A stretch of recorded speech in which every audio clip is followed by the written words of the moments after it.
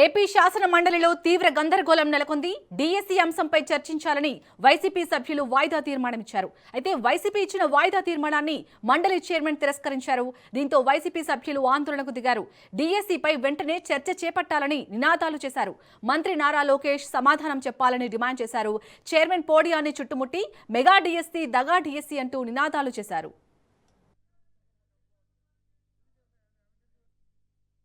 ఒకే అంశం మీద డిఎస్సి మీద జరిగిన అవకతవకల మీద చర్చించాలి, సభలో చర్చించాలి, దాని మీద ఎంక్వైరీ జరగాలని చెప్పి నేను డిమాండ్ చేస్తున్నాం.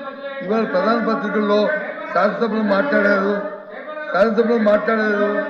అది మరి ఇక్కడ మాట్లాడడానికి ఎందుకు ఆడుతున్నారో మాకు అర్థం అవట్లేదు. ఎందుకు వేస్తారో మాకు అర్థం అవట్లేదు.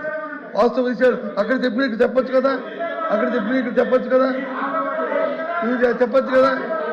దీని తర్వాత చేస్తామని చెప్పి విద్యామంత్రి గారు ఉన్నారు కదా, విద్యామంత్రి గారు చెప్పానండి.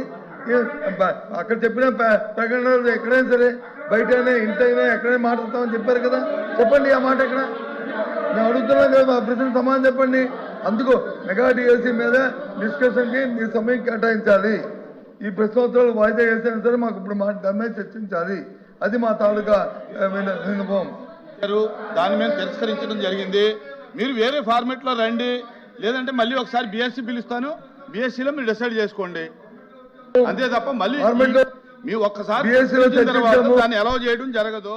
ప్రతిపక్ష నాయకుడు లేస్తే కాస్త గౌరవ సభ్యుల్ని కొంచెం చైర్మన్ గారి మీద పడకండి, కాస్త హుందాగా పక్కకు జరగండి. వారు చాలా స్నేహశీలి, మనందరితో చైర్మన్ గారు బాగుంటారు.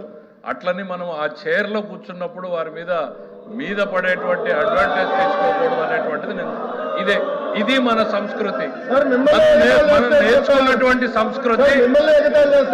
మన ఇప్పుడు చైర్ని ఏ రకంగా మీరు అవమానిస్తున్నారు పబ్లిక్ గా అనేది అర్థమవుతా ఉంది.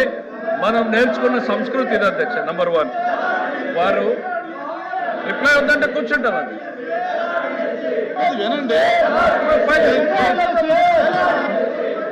డిఎస్సి మీద చర్చించడానికి అధ్యక్ష వాళ్ళ ఉద్దేశం చాలా స్పష్టంగా అర్థమైంది.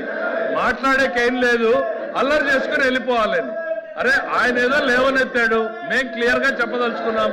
డిఎస్సి మీద చర్చించడానికి ఈ ప్రభుత్వం సిద్ధంగా ఉంది అనేటువంటిది నిన్న బిఎస్సిలో స్పష్టంగా మీ ఎదురుగా ఆయనకు చెప్పాం.